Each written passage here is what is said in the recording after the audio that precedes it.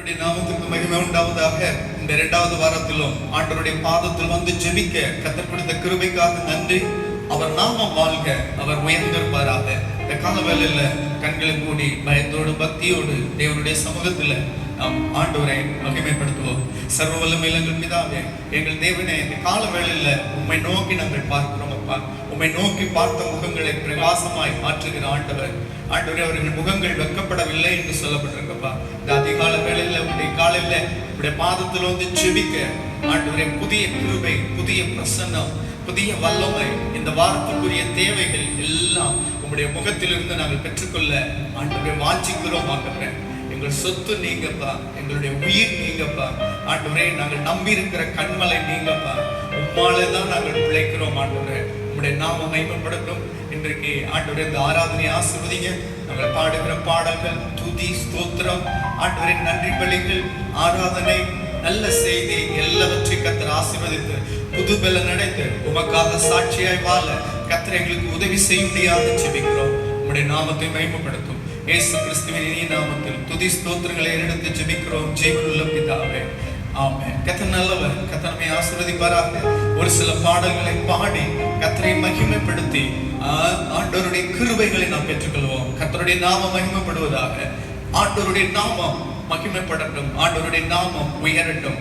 பரிசுத்தமான தேவன் உங்களுடைய வாழ்க்கையில மகிமையான காரியங்களை செய்து அவருடைய நாமத்தை உயர்த்துவாராக. கர்த்தருடைய நாமம் மகிமைப்படட்டும். கர்த்தருடைய பரிசுத்த நாமத்திற்கு ஸ்தோத்திரம். இந்த நாளையும் நம்ம ஒரு சில பாடல்களை பாடி தேவனை மகிமைப்படுத்தும். பரிசுத்தரே எங்கள் இயேசு தேவா, நானிலத்தில் நீர் என்றும் ராஜா. Thank you.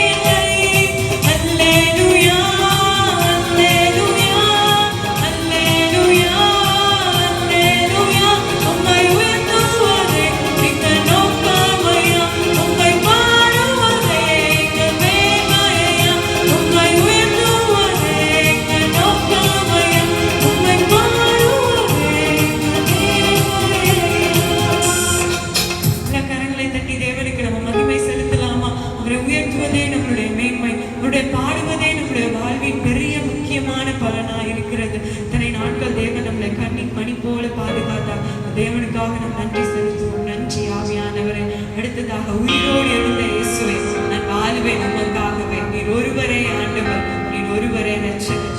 தூக்கி தூக்கி எடுத்தார். பாவ சேற்றில விழுந்த நம்முடைய துணிகரமாய் செய்த காரியங்கள், அந்தரங்கத்துல செய்த காரியங்கள்ல பாவத்துல விழுந்த தூக்கி தூக்கி எடுத்தார். அந்த தேவனை துதித்து ஆராதிப்போம். உயிரோடு இருந்த இயேசுவே, நான் வாழ்வேன் உமக்காகவே.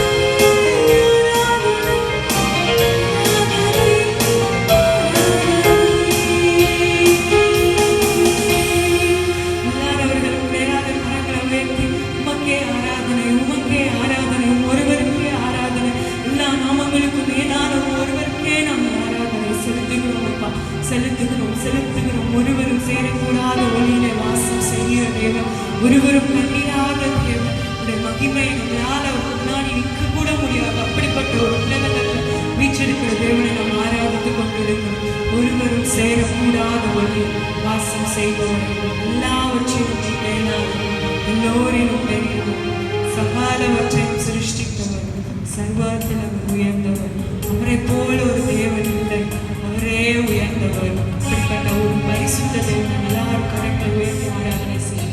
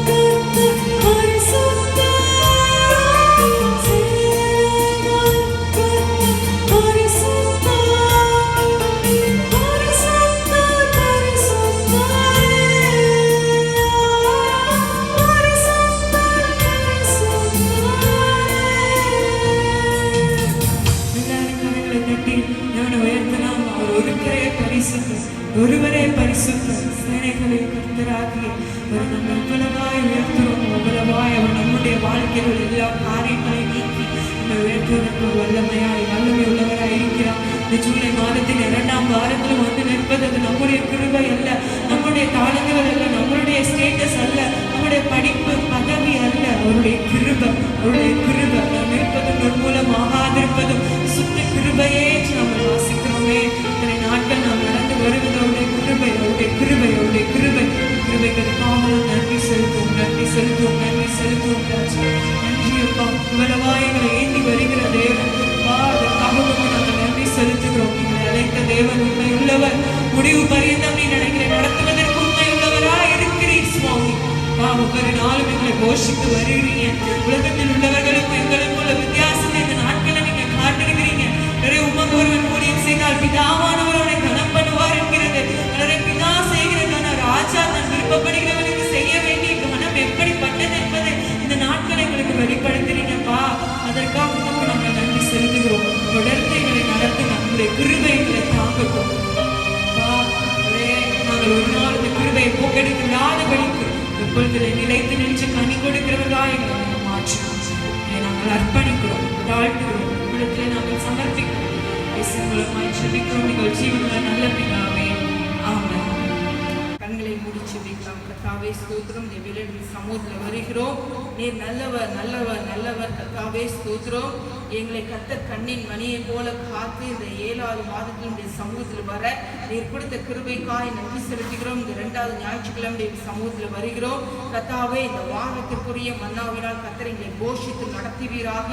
இந்த வசனம் எங்களை கர்த்தாவே ஊன்ற கட்டும்படியாய் நாங்கள் செபிக்கிறோம். என்னுடைய ஆவிக்குரிய வாழ்க்கையில கர்த்தர் எங்களை ஒரு எழுப்புதலுக்குள் கொண்டு செல்லும்படியாய் எங்களை ஒப்புக் கொடுக்கிறோம்.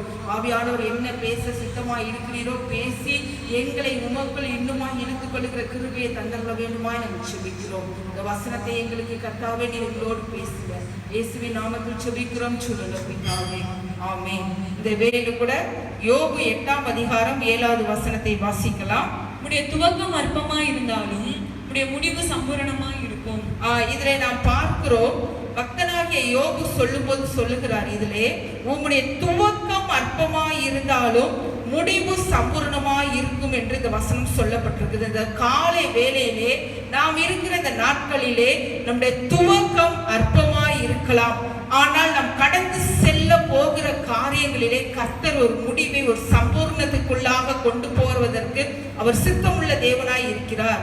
நாம் இன்றைய வேளையிலே நினைக்கலாம், நான் அற்பமான என்னுடைய வாழ்க்கையை ஆரம்பித்து அற்பமாகத்தானே வாழ்ந்து கொண்டிருக்கிறேன், எனக்கு அற்புதமான ஆசீர்வாதமான உயர்வான வாழ்வு உண்டா என்று இந்த வேளையிலே நாம் நினைக்கலாம்.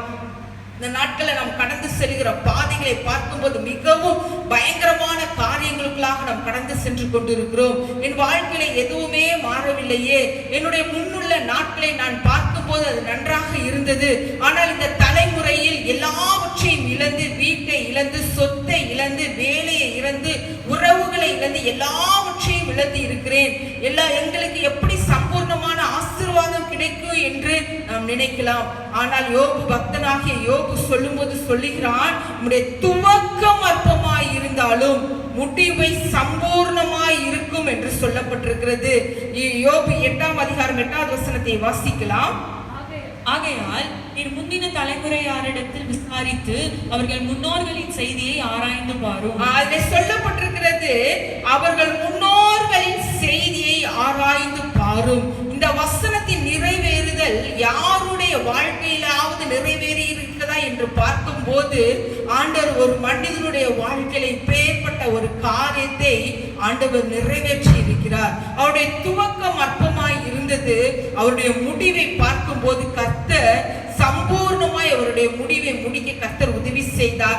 அப்பேற்பட்ட ஒரு மனிதனை குறித்து இந்த நாட்களை நாம் பார்க்க போகிறோம். வாசிக்கலாம். சகரியா 4ஆம் அதிகாரம் 6வது வசனத்துக்கு நேராக நாம் திருப்பிக் கொள்ளலாம். சகரியா 4ஆம் அதிகாரம் 6வது வசனம். அப்பொழுது அவர் செருபாபேலுக்கு சொல்லப்படுகிற கர்த்தருடைய வார்த்தை என்னவென்றால், பலத்தினாலும் அல்ல பராக்கிரமத்தினாலும் அல்ல என்னுடைய ஆவினாலேயே ஆகும் என்று சேனைகளின் கர்த்தர் சொல்லுகிறார். பெரிய பர்வதமே நீ எம்மாத்திரம், செருபாபேலுக்கு முன்பாக நீ சமபூமி ஆவாய், கலை அவன் கொண்டு வருவான், அதற்கு கிருபை உண்டாவதாக என்று ஆர்ப்பரிப்பார்கள் என்றார். பின்னும் கர்த்தருடைய வார்த்தை எனக்கு உண்டாகி, அவர், செருபாபேலின் கைகள் இந்த ஆலயத்துக்கு அஸ்திபாரம் போட்டது, அவன் கைகளே இதை முடித்து தீர்க்கும், அதனால் சேனைகளின் கர்த்தர் என்னை உங்களிடத்திற்கு அனுப்பினார் என்று அறிவாய். அற்பமான ஆரம்பத்தின் நாளை அசட்டை பண்ணலாம். போதும். அதில் சொல்லப்பட்டிருக்கிறது, இந்த நாட்கள்ல செருபாபேலை குறித்து நாம் பார்க்க போகிறோம். இந்த வசனத்தை தேவன் சகரியா தீர்க்கதரிசிக்கு சொல்லுகிறார்.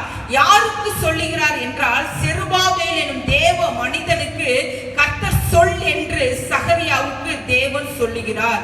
செருபாபேலுக்கு தேவனுடைய திட்டத்தை நிறைவேற்றுவதற்காகவே கர்த்தர் இந்த வசனத்தை தருகிறார். அன்றைக்கு செருபாபேலுக்கு இந்த வசனம் கொடுக்கப்பட்டது. இன்றைய நாட்கள்ல இந்த காலகட்டத்தில் இந்த வசனத்தை கர்த்தர் உங்களுக்கும் எனக்கும் கொடுக்கிறார். செருபாபேலாகிய உங்களுக்கும் எனக்கும் கர்த்தர் சொல்லுகிறார், பலத்தினாலும் அல்ல, பராக்கிரமத்தினாலும் அல்ல, தேவ ஆவியினாலே ஆகும் என்கிறார். இந்த நாட்கள்ல உங்களுடைய பலத்தினாலும் அல்ல முடியும் என்று நினைக்க வேண்டாம். கர்த்தருடைய ஆவியினாலே மாத்திரம் இந்த நாட்கள்ல கர்த்தர் நமக்கு உதவி செய்வதற்கு வல்லமையுள்ள தேவனாய் இருக்கிறார்.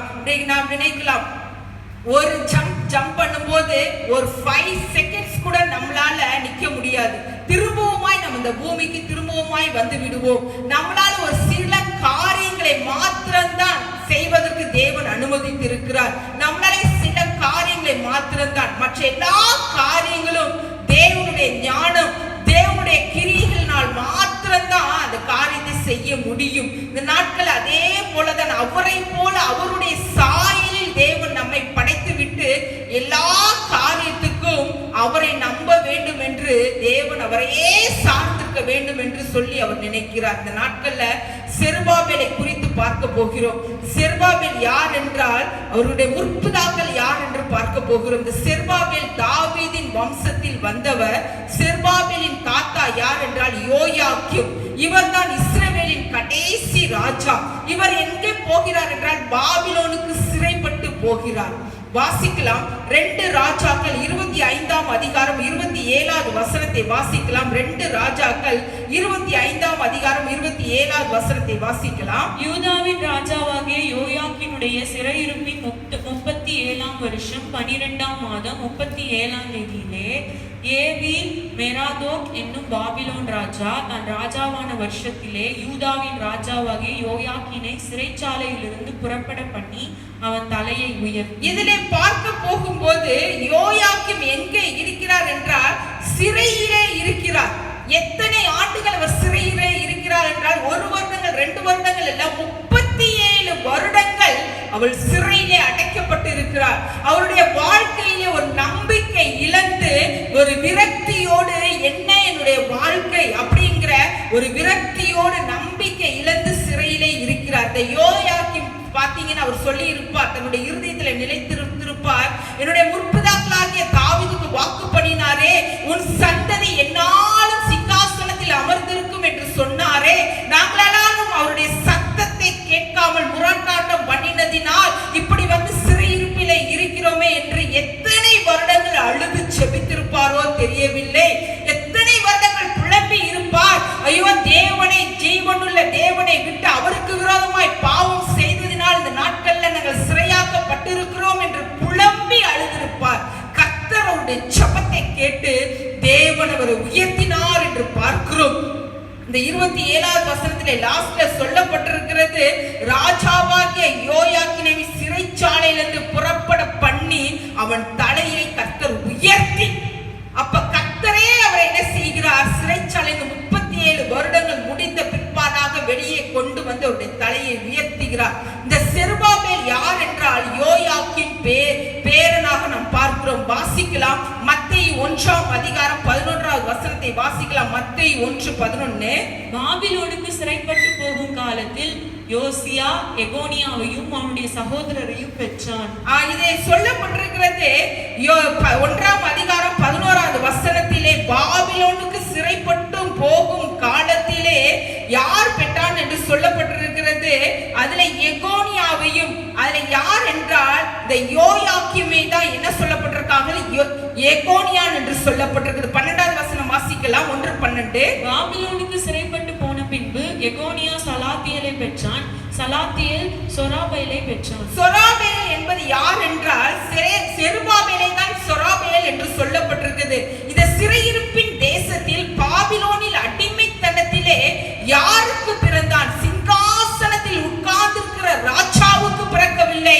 அவர்கள் பாபிலோனிலே சிறையிருப்பிலே அடிமைகளாய் இருக்கிற ஒரு அடிமைக்கு இவர்கள் செருபாபேல் பிறக்கிறார். அடிமையாய் சிறை கைதியாய் கொண்டு வரப்பட்ட யோயாக்கீமுக்கு பிறந்தார். இந்த யோயாக்கீமின் வாழ்க்கையை ஆசீர்வாதமான வாழ்க்கை இல்லை, ஒரு சபிக்கப்பட்ட வாழ்க்கை.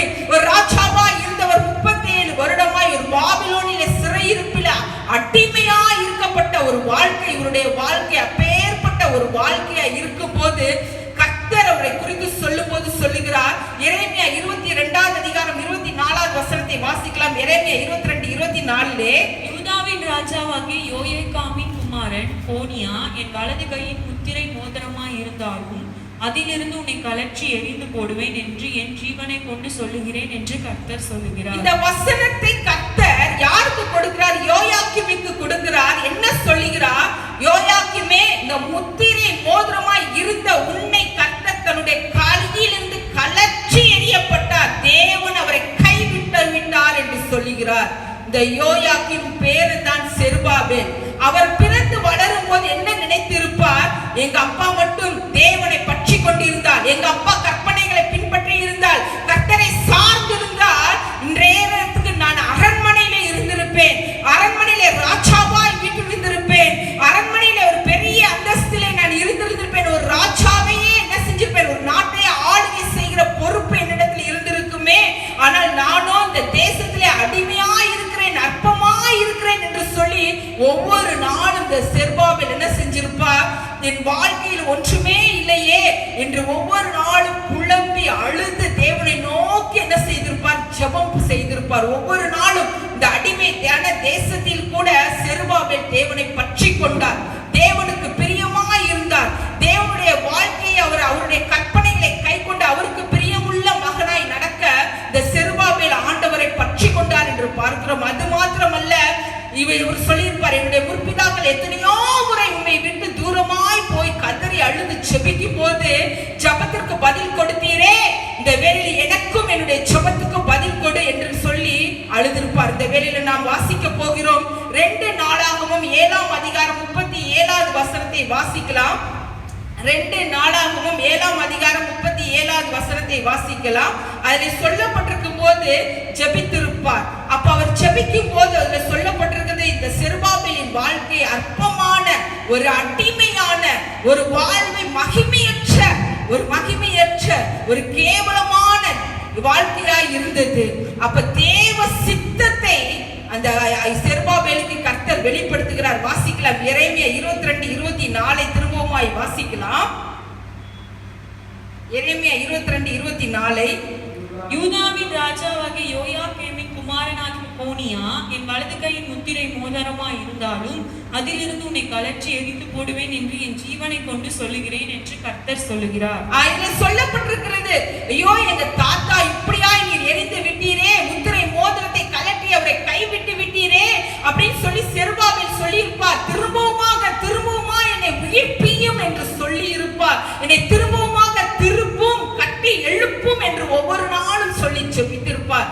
தேவன் ஜெபத்தை கேட்டு பதிலை கொடுத்தாரா என்று நாம் இந்த வசனத்திலே பார்க்க போகிறோம். ஆகா 2 அதிகாரம் 23 வசனத்திலே சேனைகளின் கர்த்தர் சொல்லுகிறார், செயல்தியேலின் குமாரனாகிய செருபாபேல் என்னும் என் ஊழியக்காரனே, உன்னை நான் அந்நாளிலே சேர்த்துக் கொண்டு உன்னை முத்திரை மோதமாக வைப்பேன் என்று கர்த்தர் சொல்லுகிறார்.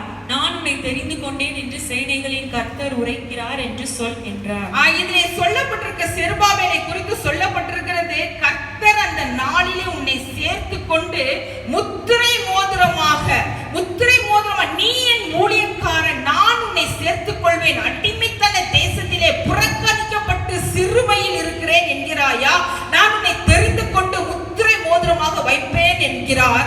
அது மாத்திரமல்ல, ஏனென்றால் நான் உன்னை தெரிந்து கொண்டேன். கர்த்தர் இந்த நாட்களை உங்களையும் என்னை தெரிந்து கொண்டிருக்கிறார். நான் அவர் சொல்லும் போது வசனம் சொல்லுகிறது, நீங்கள் என்னை தெரிந்து கொள்ளவில்லை, நான் உங்களை தெரிந்து கொண்டேன் என்று சொல்லியிருக்கிறார். தெரிந்து கொண்ட தேவன் உங்களுடைய துவக்கம் அற்பமாய் இருக்கலாம், ஆனால் நம்முடைய துவக்கம் தேவனுடைய இருக்கிறது. நம்முடைய தெரிந்து கொள்ளுதல், அவர் நம்மை சாதாரணமாக தெரிந்து கொள்ள மாட்டார். பெரிய நோக்கத்திற்காக, உன்னதமான நோக்கத்திற்காக, உயர்ந்த நோக்கத்திற்காக தான் தேவன் தெரிந்து கொண்டிருக்கிறார். இவருடைய வாழ்வு சபிக்கப்பட்ட வாழ்வு, தேவனால் தள்ளிவிடப்பட்ட வாழ்வு.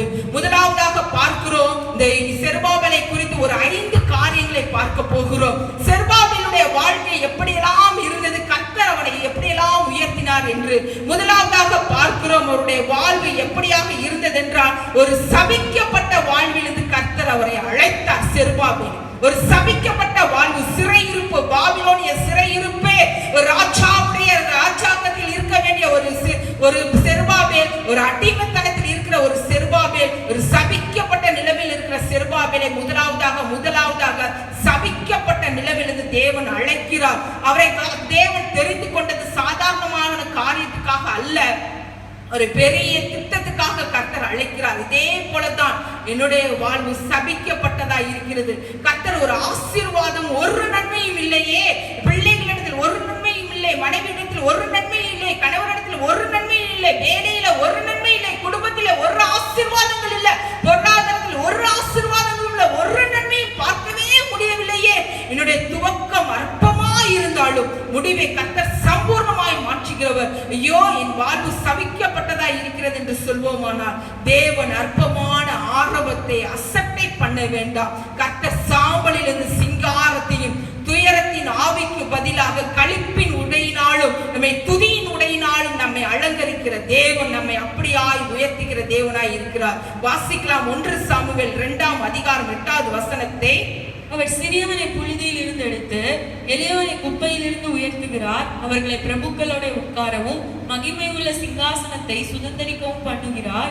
பூமியின் அஸ்திபாரங்கள் கர்த்தருடையவைகள், அவரே அவைகளின் மேல் பூச்சக்கரத்தை வைத்தார். அதில் சொல்லப்பட்டிருக்கிறது, சிறியவனை புழுதியிலிருந்து, குப்பையிலிருந்து உயர்த்துகிற தேவன். அவர் நம்மை தூசியிலிருந்து உயர்த்துகிற தேவன். அவர் ஒருபோதும் தர்ப்பமான நம்மளை ஒருபோதும் கைவிடாத தேவன். துவக்கத்தை கொடுத்திருக்கிறார், அதை மகிமையாக முடிவு வரப்போகிறது. நம்முடைய சந்ததியை உயர்த்துவார், பிள்ளைகளை வாழ வைப்பார். நமக்கு ஒரு சிறை மீட்பு உண்டு. நம்மை சுற்றி நடக்கிற காரியத்தை வைத்து நாம் தப்புவோமா, பிழைப்போமா, அடுத்த வருடத்தை பார்ப்போமா? இந்த கொள்ளை நோயின் காரியங்களை பார்க்கும்போது, உலகத்தின் காரியங்களை பார்க்கும்போது, குடும்பத்தின் காரியங்களை பார்க்கும்போது, குடும்பத்தை பார்க்கும்போது சிச்சுவேஷன் அதற்கு ஏற்றாற் போல் இல்லையே, என்னுடைய ஜீவன் தப்புமோ, நான் அடுத்த வருடத்தை காண்பேனோ, அடுத்த மாதத்தை காண்பேனோ, நான் நிலைத்திருப்பேனோ என்று நினைக்கலாம். ஆனால் இதே போலதான் இந்த செருபாபேலும் நினைத்திருப்பார். கர்த்தர் அற்பமான ஆரம்பத்தை துவக்கினார் செருபாபேலுடைய வாழ்க்கையிலே. முதலாவதாக பார்த்தோம், சபிக்கப்பட்ட வாழ்விலிருந்து கர்த்தர் செருபாபேலை அழைத்தார். இரண்டாவதாக சிறையிலிருந்து செருபாபேலை கூட்டிக் கொண்டு வந்தார். வாசிக்கலாம் எஸ்ரா 1ஆம் அதிகாரம் 1வது வசனம். எரேமியாவின் வாயினாலே கர்த்தர் சொன்ன வார்த்தை நிறைவேறும்படி பெர்சியாவின் ராஜாவாகிய கோரேசனுடைய 1ஆம் வருஷத்திலே கர்த்தர் பெர்சியாவின் ராஜாவாகிய கோரேசின் ஆவியை ஏவினதினாலே அவன் போதும். அதுல சொல்லப்பட்டிருக்க எஸ்ரா 1ஆம் அதிகாரம் 1வது வசனத்திலே கர்த்தர் என்ன சொல்லப்பட்டது? சொன்ன வார்த்தை நிறைவேறும்படி, அவருடைய வார்த்தை நிறைவேறும்படி யாருடைய ஆவியை எழுப்பினார் என்றால் கோரேசின் ஆவியை ஏவினார். செருபாபேலுக்கு ஒரு வார்த்தை சொன்னார். என்ன சொன்னார்? பலத்தினாலும் அல்ல, பராக்கிரமத்தினாலும் அல்ல, என்னுடைய ஆவியினாலே ஆகும் என்றவர். என்னுடைய ஆவியானவர் உள்ளே கிரியை செய்கிறார், இருதயத்திற்குள்ளே கிரியை செய்கிற தேவனாய் இருக்கிறார். வாசிக்கலாம் யாத்ராகமம் 12ஆம் அதிகாரம் 33வது வசனத்தை. எகிப்தியர் நாங்கள் எல்லாரும் சாகிறோமே என்று சொல்லி தீவிரமாய் அந்த ஜனங்களை தேசத்திலிருந்து அனுப்பிவிட அவர்களை மிகவும் துரிதப்படுத்தினார்கள். இதிலே சொல்லப்பட்டிருக்கிறது, பார்வோன் ஜனங்களை விடாதபடிக்கு அவர்களை அதிகமாய் கொடுமைப்படுத்தி வந்தான். ஆனால் கர்த்தர் பார்வோனுடைய இருதயத்திற்குள்ளே ஏவினதினால் அந்த ஜனங்களை அவன் வேகமாய் அனுப்பிவிட்டதை நாம் பார்க்கிறோம். இஸ்ரவேலர்கள் போகும்படி துரத்தி விடப்படுகிறார்கள். அது மாத்திரமல்ல, லூக்கா 18ஆம் அதிகாரம் 5வது வசனத்தை பார்க்கும் போது அந்த ஸ்திரீ அநேக நாட்களாய் அந்த நியாயாதிபதிகளிடத்தில் போய் எனக்கு என்னுடைய காரியத்தில் நீ நியாயம் செய்ய வேண்டும் என்று அடிக்கடி அவளை தொந்தரவு செய்யும் போது கர்த்தர் அவன் சொல்லுகிறான், நான் மனுஷனை மதியாதவன் என்று சொல்லுகிறான். அப்பேற்பட்ட அந்த மனுஷனிடத்தில் கர்த்தர் இருதயத்திற்குள் ஏவினதினால் கர்த்தர் என்ன செய்கிறார்? அவருடைய வாழ்க்கையில ஒரு நியாயம் செய்யும்படி அந்த நியாயாதிபதி இறங்கி வருகிறான். அது மாத்திரமல்ல, 2 ராஜாக்கள் 8ஆம் அதிகாரம் 7வது வசனத்திலே வாசிக்கிறோம். 2 ராஜாக்கள் 8ஆம் அதிகாரம் 3வது வசனத்திலே வாசிக்கிறோம். அந்த விதவை என்ன செய்கிறாள்? அந்த 7 வருஷம் பஞ்சமாய் இருக்கிறது. அவள் புற தேசத்துக்கு போய்விட்டு திரும்பவும் இந்த 7 வருஷம் பஞ்சம் முடிந்து அந்த தேசத்துக்கு திரும்பி வருகிறாள்.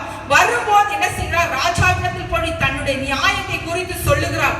சொல்லும் போது அந்த ராஜாவுடைய இருதயத்திலே தேவன் கிரியை செய்து அந்த 7 வருஷம் அவளுடைய நிலத்தின் விளைச்சலையும் அவளுக்கு உண்டான நிலத்துக்குரிய எல்லா காரியத்தையும் இந்த ராஜா திருப்பி கொடுக்கிறதை பார்க்கிறோம். அப்ப இருதயத்தில் கிரியை செய்கிறவர் தேவன். அவர் மாத்திரம்தான் ஒரு மனுஷனுடைய இருதயத்தை மாற்ற முடியும். அதே போலதான் சபையை அழிக்க போய்கொண்டிருந்தவனை கர்த்தர் பிடித்து 3 நாள் அவனை உள்ளே வைத்து அவனுடைய இருதயத்தை கர்த்தருக்கு நேராக திருப்பி அவனை சபையை ஏற்படுத்துறவனாக கர்த்தர் மாற்றினார். அதே போலதான் இன்னைக்கு தேவன் அநேகருடைய இருதயங்களை உங்களுக்கு எனக்கு நேராக திருப்பி அநேகரை கர்த்தர் பக்கமாய் அவர்களுக்கு நேராக திருப்பி இந்த நாட்டில் உதவி செய்யும்படி அநேக ஆட்களை தேவன் எழுப்ப போகிறார். இதே போலதான் ஆண்டவர், பயப்படாதீர்கள். இந்த நாட்கள்ல இருக்கிற நாட்களை பார்க்கும்போது பயப்படாதீர்கள், கர்த்தர் நம்மோடு கூட இருந்து சொல்லுகிறார். பலத்தினாலும் அல்ல, பராக்கிரமத்தினாலும் அல்ல, கர்த்தருடைய ஆவியினாலே ஆகும் ஆகும். உங்களுடைய பலன், ஞானம், அறிவு எல்லாம் ஒன்றுமில்லாமல் போகும். ஆனால் கர்த்தர் ஒரு மனுஷனுடைய ஆவியை ஏவும் போது அந்த ஆவி அநேக இருதயங்களை நமக்கு நேராக திருப்பி அநேகரை உதவி செய்யும்படி கர்த்தர் நம்மை உயர்த்துவார். வாசிக்கலாம் எஸ்ரா 2ஆம் அதிகாரம் 2வது வசனத்தை. செருபாபேல், யெசுவா, நெகேமியா, செராயா, ரெலாயா, மொர்தெகாய், பில்சான், மிஸ்பார், பிக்வாய், ரேகும், பானா என்பவர்களோட கூட திரும்பி வந்த தேசத்து புத்திரராகிய இஸ்ரவேல் ஜனமான மனிதரின் தொகையாவது. இதனை சொல்லப்பட்டிருக்கிற இவர்கள் இருப்பது பாபிலோனிலே. இவர் ஒரு பெர்சியா ராஜா.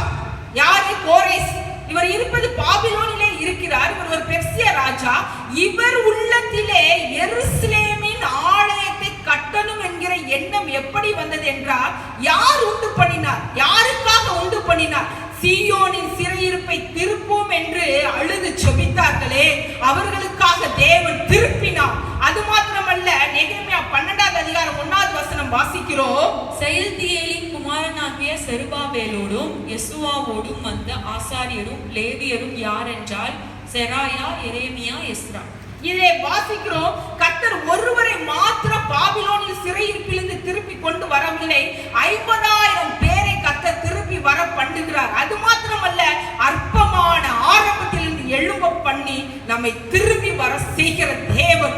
ஒரு நாளும் நான் அற்பமாய் இருக்கிறேனே, நான் அசட்டை பண்ணப்படுகிறேனே, என்னுடைய நிலைமை மிகவும் மோசமாய் இருக்கிறது, மற்றவர்களாய் மிகவும் நான் ஒதுக்கப்பட்ட நிலைமையில இருக்கிறேனே என்று சொல்லாதீர்கள். கர்த்தர் திரும்பவுமாய் நம்மை கட்டுகிற தேவன். நம்மை சிறையிருப்பிலிருந்து திரும்பி வர பண்ணும் போது கர்த்தர் நம்மை திரும்பவுமாய் அற்பமாயிலிருந்து கர்த்தர் திரும்பவுமாய் நம்மை கட்டும் போது நம்மை வீடு கட்டுவதற்காக அவர் அழைக்கவில்லை. இந்த பிள்ளைகளுடைய காரியங்களை செட்டில் பண்ணுவதற்காக, உடைய நிலைமையை உயர்த்துவதற்காக மாத்திரமல்ல, அவர் நித்திய திட்டத்தை நம்முடைய வாழ்க்கையில வைத்திருக்கிறார். நித்திய திட்டத்துக்காக கர்த்தர் திரும்பவுமாய் நம்மை கொண்டு வருகிறார். நம்மை சிறையிருப்பிலிருந்து எதற்கு நம்மை திருப்புகிறார் என்றால், ஒரு நித்திய திட்டத்துக்காக. நித்திய திட்டத்துக்காக அவர் நம்மை திருப்பி கொண்டு வருகிறார். முதலாவதாக பார்த்தீர், செருபாபேலுடைய வாழ்க்கை ஒரு சபிக்கப்பட்ட நிலைமையிலிருந்து தேவன் அழைத்து கொண்டு வருகிறார். இரண்டாவதாக சிறையிருப்பிலிருந்து கர்த்தர் கூட்டி கொண்டு வருகிறார். நம்மையும் அதே போல கர்த்தர் சிறையிருப்பிலிருந்து கூட்டி கொண்டு வருகிறார். எதற்காக? அவருடைய திட்டத்துக்காக, அவருடைய நோக்கத்துக்காக, ஒரு பெரிய காரியத்துக்காக கர்த்தர் நம்மை திரும்பவுமாய் கூட்டி கொண்டு வருகிறார். மூன்றாவதாக பார்க்க போகிறோம், ஆகாய் 1ஆம் அதிகாரம் 1வது வசனத்தை வாசிப்போம். ஆகாய் 1:1. ராஜாவாகிய தரியு அரசாண்ட 2ஆம் வருஷம் 6ஆம் மாதம் 1ஆம் தேதியிலே கர்த்தருடைய வார்த்தை ஆகாய் என்னும் தீர்க்கதரிசி மூலமாய் செயல்தியேலின் குமாரனாகிய செருபாபேல் என்னும் யூதாவின் தலைவனுக்கும் யோசகாயின் குமாரனாகிய யோசுவா என்னும் பிரதான ஆசாரியனுக்கும் உண்டாகி அவர் சொன்னது என்னவென்றால், அதுல சொல்லப்பட்டிருக்கிறது, ஆகாய் என்னும் தேவன் தீர்க்கதரிசி மூலியமாக தேவன் பேசுகிறார். என்ன பேசுகிறார் என்றால், 1ஆம் அதிகாரம் 8வது வசனம், நீங்கள் மலையின் மேல் ஏறி போய் மரங்களை வெட்டி கொண்டு வந்து ஆலயத்தை கட்டுங்கள், அதின் பேரில் நான் பிரியமாய் இருப்பேன், அதனால் என் மகிமை விளங்கும் என்று கர்த்தர் சொல்லுகிறார். இதிலே சொல்லப்பட்டிருக்கிறது, கர்த்தர் பேசுகிறது மாத்திரமல்ல, ஆகாய் தீர்க்கதரிசியோடு அடுத்த திட்டத்தை கொடுக்கிறார். அப்ப மூன்றாவதாக, முதலாவது பார்த்தோம், சபிக்கப்பட்ட வாழ்விலிருந்து கர்த்தர் அழைத்து கொண்டு வருகிறார். இரண்டாவது, சிறையிலிருந்து கூட்டிக் கொண்டு வருகிறார். மூன்றாவது, தேவ திட்டங்களை கர்த்தர் வெளிப்படுத்துகிறார். எப்படி வெளிப்படுத்துகிறார்? கூட்டிக் கொண்டு வந்த தேவன் அப்படியே கைவிடவில்லை. நீங்கள் எங்கே போய் மரங்களை வெட்டுகிறீர்கள் என்று சொல்லப்படுற மலையின் மேல் போய் மரங்களை வெட்டுங்கள், நான் அதன் மேல் பிரியமாய் இருக்கிறேன். நாம் நினைக்கலாம், இவ்வளவு நாள் ஆகிவிட்டது, ஊழியம் என்ன கட்டப்படுமா, திரும்பவுமாய் நிலைப்படுமா, திலமாய் ஸ்திரப்படுமா, நான் இருந்த நிலைமைக்கு திரும்பவுமாய் வருவேன், என் வேலையில் என்ன காரியம் நடக்க போகிறதோ, என்னுடைய குடும்பம் எப்படியாய் நடக்க போகிறதோ, இன்னும் இருக்கிற நாட்களை பார்க்க போனால் எப்படியாய் என்னுடைய நிலைமை மாறப்போகிறதோ என்று தெரியவில்லையே, நாட்கள் போய்கொண்டிருக்கிறது, என்னுடைய வேலை நிரந்தரப்படுமா, என்னுடைய ஊழியம் நிரந்தரம் எப்படி நடக்குமோ என்று. ஆனால் தேவன் சொல்லுகிறார், ஒரு பெரிய திட்டத்தை இனிமேல் தான் கர்த்தர் வைத்திருக்கிறார் நம்முடைய வாழ்க்கையிலே. அதே போலதான் செருபாபேலுக்கு தன்னுடைய வாழ்க்கையை குறித்து, தன்னுடைய காரியத்தை குறித்து எதுவும் தெரியவில்லை. ஆனால் தேவன் தீர்க்கதரிசியின் மூலமாக எல்லாவற்றையும் வெளிப்படுத்துகிறார். இன்றைக்கு உங்களுக்கும் எனக்கும் தேவன் வெளிப்படுத்துகிற தேவன். அவர் ஒருபோதும் நம்மை கைவிடுகிற தேவன் அல்ல. அழைத்து கொண்டு வந்த தேவன் நம்மை திட்டங்களை தருகிறார், நம்மை செயல்படுத்த வைக்கிற தேவனாய் இருக்கிறார். என்னை குறித்து, என்னுடைய வாழ்க்கை குறித்து என்ன திட்டம் வைத்திருக்கிறார் என்று நம்முடைய இருதயத்தை, கண்களை தேவனுக்கு நேராக, அவருக்கு நேராக நாம் சார்ந்திருக்கும் போது தேவன் அழகாய் திட்டத்தை சொல்லுகிற தேவனாய் இருக்கிறார். வாசிக்கலாம். 1ஆம் அதிகாரம் 13வது வசனம், ஆகாய் 1:13. அப்பொழுது கர்த்தருடைய தூதனாகிய ஆகாய் கர்த்தர் தூது அனுப்பிய வார்த்தையின்படி ஜனங்களை நோக்கி, நான் உங்களோடே இருக்கிறேன் என்று கர்த்தர் சொல்லுகிறார் என்றார். சொன்னது மாத்திரமல்ல, அவர் திடப்படுத்துகிற தேவனாய் இருக்கிறார். என்ன சொல்லுகிறார்? நான் உங்களுடனே கூட இருக்கிறார். நான் தனியாக இருக்கிறேனே, எனக்கு துணை இல்லையே, எனக்கு உதவி செய்ய யாரும் இல்லையே, என்னை தூக்கிவிட யாரும் இல்லையே, இந்த காலகட்டத்தில் என்னுடைய நிலைமை என்னமாய் முடியும், என்னுடைய வியாதியிலே, என்னுடைய கடன் பிரச்சனையிலே, என்னுடைய குடும்ப காரியங்களே, என்னுடைய வேலையிலே என்னமாய் என்னுடைய காரியம் முடிய போகுதோ தெரியவில்லையே, இதே காரியத்தை மாண்டு போயிருவேனோ அப்படின்னு கலங்கி நிற்கிற ஒவ்வொருத்தருக்கும் கர்த்தருடைய ஆவியானவர் சொல்லுகிறார், நான் உங்களுடனே கூட இருக்கிறேன். நம்மை திடப்படுத்துகிற தேவன் ஒருவர் இருக்கிறார். மனுஷனுடைய வார்த்தை நம்மை திடப்படுத்த முடியாது, ஆனால் கர்த்தருடைய வார்த்தை நம்மை திடப்படுத்தி நம்மை பலப்படுத்துகிற ஆவியானவர் நம்மோடு கூட இருக்கிறார். ஆவியானவர் செருபாபேலுக்கு சொல்லுகிறார், நான் உன்னோடு கூட இருக்கிறேன். அதே தேவன் இன்றைக்கு உங்களோடு கூட, என்னோடு கூட இருந்து என்ன நோக்கத்துக்காய் சிறையிருப்பிலிருந்து வெளியே கொண்டு வந்தாரோ, அது எந்த நோக்கத்துக்காய் திட்டத்தை தந்தாரோ, அந்த திட்டத்தை நிறைவேறுகிற வரைக்கும் கர்த்தர் உங்களோடு கூட, என்னோடு கூட இருந்து காரியத்தை நடத்த போகிறார். அது மாத்திரமல்ல, வாசிக்கலாம். 1ஆம் அதிகாரம் 14வது வசனம்.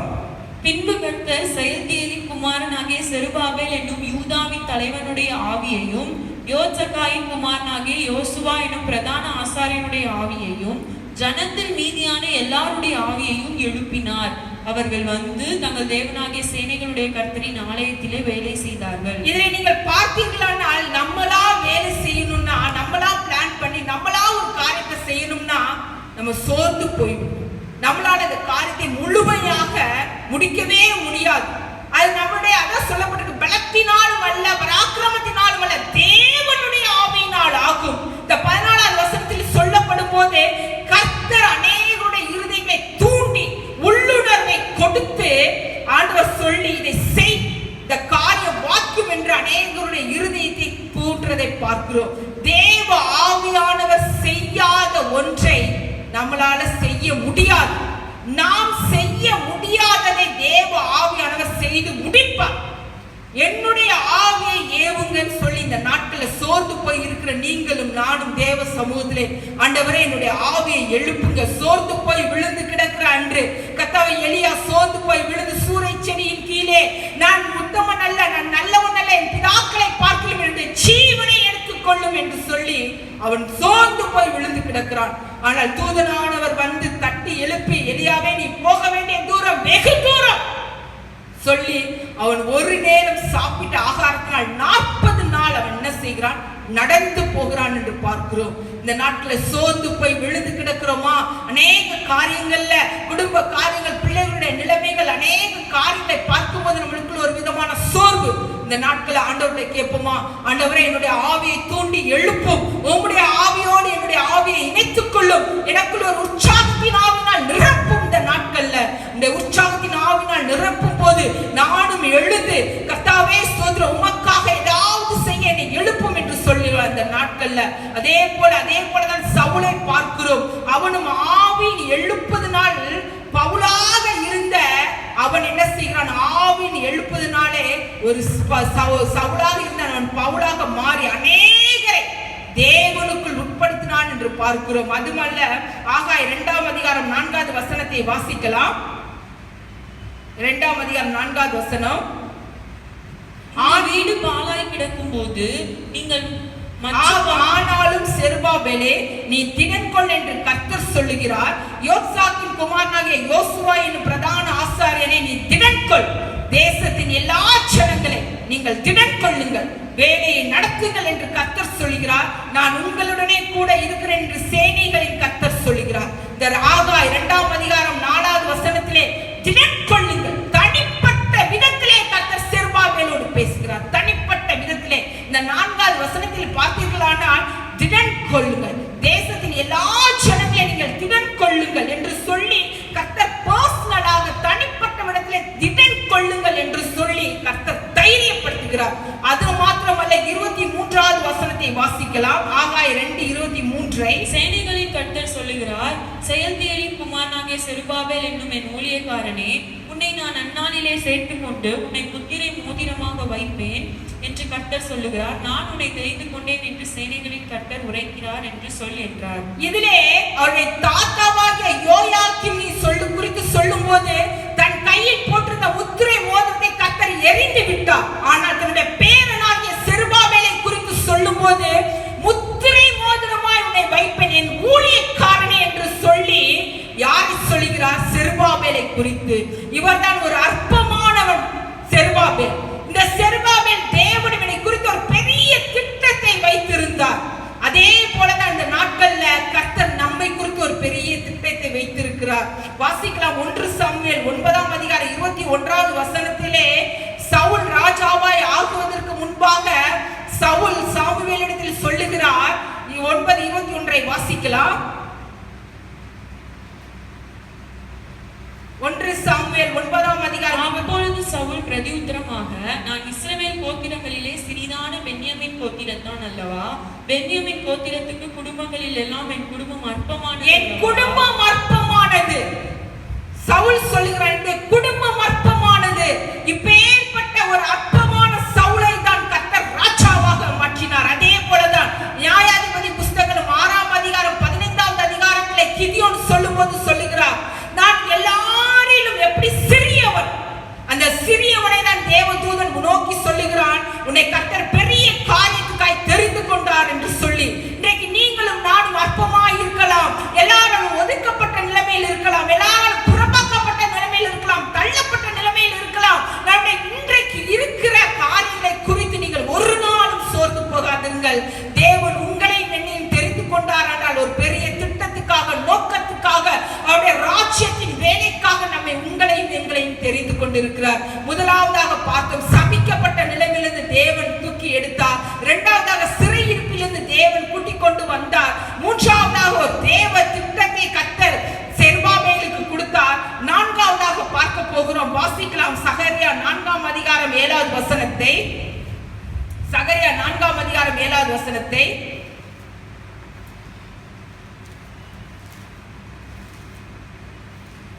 பெரிய பர்வதமே நீ எம்மாத்திரம், செருபாபேலுக்கு முன்பாக நீ சமபூமி ஆவாய். தலைத்தலை அவன் கொண்டு வருவான், அதற்கு கிருபை உண்டாவதாக, கிருபை உண்டாவதாக என்று ஆர்ப்பரிப்பார்கள் என்றார். இதிலே சொல்லப்பட்டிருக்கிறது சகரியாவை குறித்து, நீ யாருக்கு முன்பாக சமபூமி ஆவாய்? பெரிய பர்வதமே. ஆண்டவர் சொல்லும் போது அது எவ்வளவு பெரிய பர்வதமாய் இருந்தாலும் அது கர்த்தருடைய வார்த்தைக்கு முன்பாக சமபூமி ஆகும். அது மாத்திரம் அல்ல, சொல்லும் போது சொல்லுகிறார், இந்த ஆலயத்தை கட்டி முடியாதபடிக்கு அநேக எதிர்ப்புகள் வந்தது. செருபாபேலுக்கு எவ்வளவோ எதிர்ப்புகள் வந்தது. ஆனால் கர்த்தருடைய வார்த்தை மாத்திரம் நிறைவேறும் போது இதே போலதான் நம்முடைய குடும்பத்துக்கு விரோதமாய், இன்னைக்கு அநேக நேரம் நம்முடைய பிள்ளைகளுக்கு விரோதமாய் அநேக தடைகளை பிசாசு உண்டு பண்ணுகிறான், அநேக காரியங்களை உண்டு பண்ணுகிறான். குடும்பம் முன்னேற முடியாதபடிக்கு, தேவனுடைய ஆசீர்வாதத்தை பெற்றுக்கொள்ள முடியாதபடிக்கு இன்னைக்கு அநேக தடைகள் வருகிறது. ஆனாலும் கர்த்தர் சொல்லுகிறார், பலத்தினாலும் அல்ல, பராக்கிரமத்தினாலும் அல்ல, கர்த்தருடைய ஆவியினாலே ஆகும் என்று.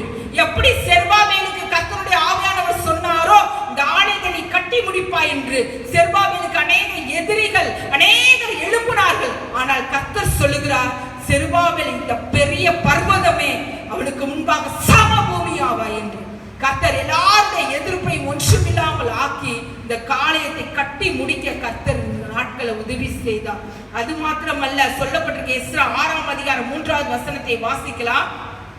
எஸ்ரா 6ஆம் அதிகாரம் 3வது வசனம், அதிலே சொல்லப்பட்டிருக்கிறது, ராஜாவாகிய கோரேசின் 1ஆம் வருஷத்திலே கோரேஸ் ராஜா எருசலேமில் இருந்த தேவாலயத்தை குறித்து பிறப்பித்த உத்தரவு என்னவென்றால், தேவாலயமானது பலி செலுத்தப்பட்டு வந்த ஸ்தானத்திலே கட்டப்பட கடவது.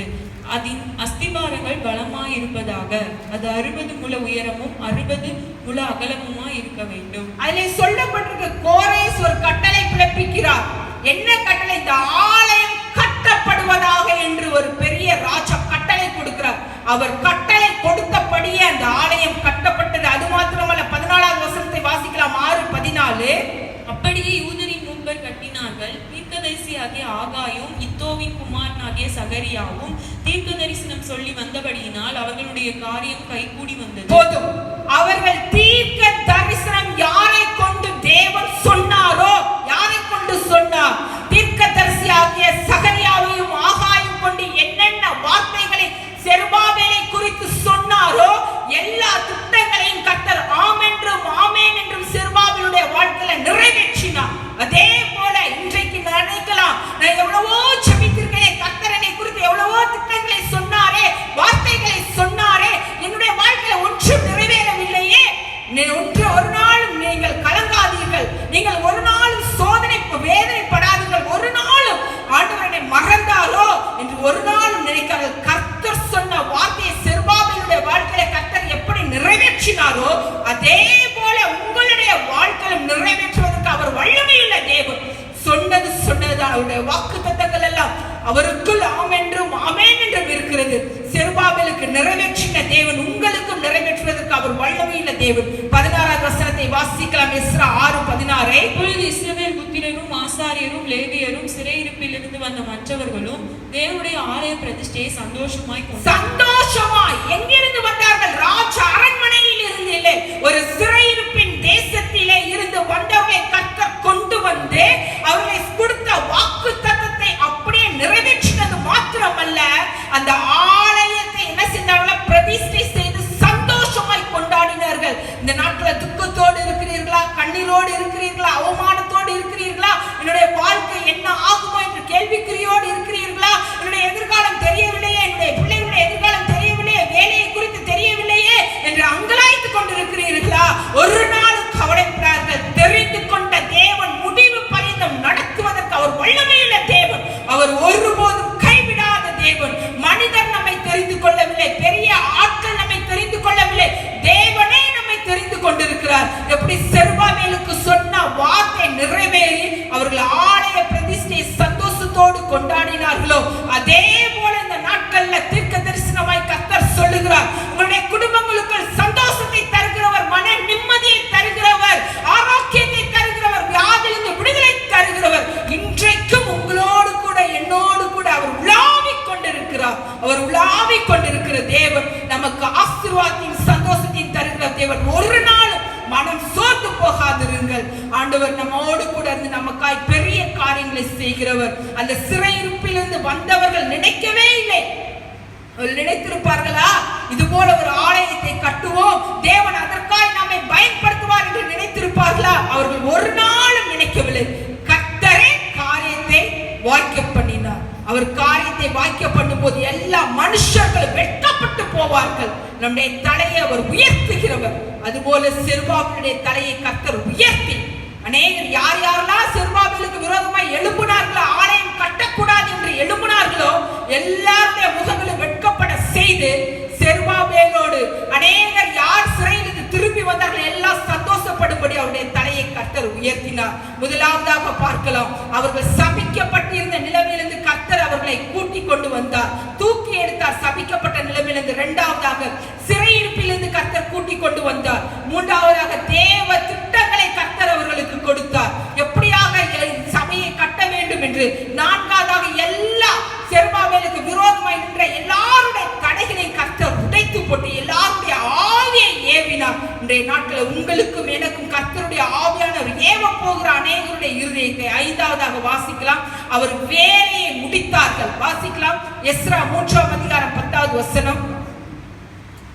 சிம்பாசிகள் கர்த்தருடைய ஆலயத்திற்கு அஸ்திபாரம் போடுகிற போது இஸ்ரவேல் ராஜாவாகிய தாவீதுடைய கட்டளையின்படி கர்த்தரை துதிக்கும்படிக்கு வஸ்திரங்கள் தரிக்கப்பட்டு பூரிகைகளை ஊதுகிற ஆசாரியரையும் தாளங்களை கொட்டுகிற ஆசாபின் குமாரராகிய லேவியரையும் நடத்தினார்கள். கர்த்தர் நல்லவர், இஸ்ரவேலின் மேல் அவருடைய கிருபை என்றென்றும் உள்ளது என்று அவரை புகழ்ந்து துதிக்கையில் மாறி மாறி பாடினார்கள். கர்த்தரை துதிக்கையில் ஜனங்கள் எல்லோரும் கர்த்தருடைய ஆலயத்தின் அஸ்திபாரம் போடப்பட்டிருக்கிறது நிமித்தம் மகா கம்பீரமாய் சொல்லப்பட்டிருக்கிறது. வேலையை முடிக்கிறார்கள். எப்படி முடிக்கிறார்? கர்த்தர் நல்லவர், அவர் கிருபை என்றும் உள்ளது. கர்த்தர் நல்லவர், அவர் கிருபை என்றும் உள்ளது. மகாரவரத்தோடு கர்த்தர் நம்மை அப்படியாய் நிலைநிறுத்த போகிறார். என்னுடைய வாழ்க்கையில எல்லா காரியங்களையும் கர்த்தர் எடுத்து போட்டார். அற்பமாய் இருந்த நான் இன்றைய நாட்களில் கர்த்தர் நல்லவர், கர்த்தர் நல்லவர் என்ற துதிக்கிற துதியினால் உங்களுடைய வாயை நிரப்ப போகிறார். அது மாத்திரமல்ல, அநேகருக்கு நாம் சொல்ல போகிறோம், கர்த்தர் என்னுடைய எல்லா காரியங்களும் பயத்தை மாற்றி போட்டார், என்னுடைய எல்லா அற்பமான காரியத்தை மாற்றி போட்டார். பயந்து போய் எதுலெல்லாம் இருந்தேனோ இந்த நாட்கள்ல எல்லா வேலையும் முடித்தார். என்னுடைய பிள்ளைய காரியத்தை முடித்தார், என்னுடைய கடவுளுடைய காரியத்தில் ஜெயத்தை தந்தார், என்னுடைய குடும்ப காரியத்தில் ஜெயத்தை தந்தார். நான் எந்த இடத்துல துக்கப்பட்டு அவமானப்பட்டு நிந்தையில் இருந்தேனோ, இது எப்படியாய் முடியுமோ என்று நின்றேனோ, என்னுடைய வேலையை முடிக்க கர்த்தர் எனக்கு பலனை தந்தார், சத்துவத்தை தந்தார் என்று நம்முடைய வாயினாலே நகைப்பினாலே கர்த்தர் நம்மை நிரப்ப போகிறார். இதே போல 5 காரியங்களை கர்த்தர் செருபாபேலுக்கு செய்தார். அதே தேவன் இன்றைக்கு உங்களுக்கும் எனக்கும் கர்த்தர் செய்து நம்முடைய வாயை நன்மையினால் நிரப்பி அவருடைய துதிக்கிற துதியினாலே நம்முடைய இருதயத்தை கர்த்தர் நிரப்பி அவர் நல்லவர், அவர் கிருபை என்றும் உள்ளது என்று நாம் துதிக்க போகிறோம். இந்த நாட்களில் ஒரு நாளும் சோர்ந்து போகாதிருங்கள். அவர் கொடுத்த வாக்குத்தத்தங்கள், அவர் நம்மை கைவிடாத தேவன். நாம் அவரை தெரிந்து கொள்ளவில்லை, அவர் நம்மை தெரிந்து கொண்டார். அதனால் ஒரு நாளும் நம்மை கர்த்தர் வெட்கப்பட விட மாட்டார். தலைகளை சாய்த்து ஜெபிக்கலாம். இந்த நாட்களில் என்னென்ன பாரத்தோடு இருக்கிறீர்களோ ஆண்டவருடைய சமூகத்திலே சொல்லுங்க. இயேசுவே, நான் இந்த காரியத்திலே நான் அதிக பாரத்தோடு இருக்கிறேன், வேதனையோடு இருக்கிறேன். இந்த வியாதி என்னை அதிகமாய் என்னை ஒவ்வொரு நாளும் நோக்க செய்கிறது, ஒவ்வொரு நாளும் என்னை அதிகமாய் என்னை பாரப்படுத்துகிறது என்று சொல்லி ஆண்டவருடைய சமூகத்திலே சொல்லலாமா? கர்த்தர் அந்த காரியத்திலிருந்து நமக்கு விடுதலை செய்ய போகிறார். ஆண்டவரே, இந்த வேலையிலும் செருபாபேலுக்கு 5 காரியத்தை கொடுத்து அவனை கர்த்தர் முத்திரை மோதிரமாய் பயன்படுத்தினது போல என்னையும் கர்த்தர் முத்திரை மோதிரமாய் பயன்படுத்துவீராக. எந்த இடத்துல தலை குனிந்தனோ, எந்த இடத்துல அற்பமாய் இருந்தேனோ, எந்த இடத்திலே கர்த்தாவே ஸ்தோத்திரம் நான் மிகவும் நெருக்கப்பட்டு ஒடுக்கப்பட்டு இருந்தேனோ, அதே இடத்துல திரும்பவுமாய் என்னை கட்டுவீராக, திரும்பவுமாய் என்னை எடுப்பீராக, திரும்பவுமாய் என்னை எழும்ப பண்ணுவீராக.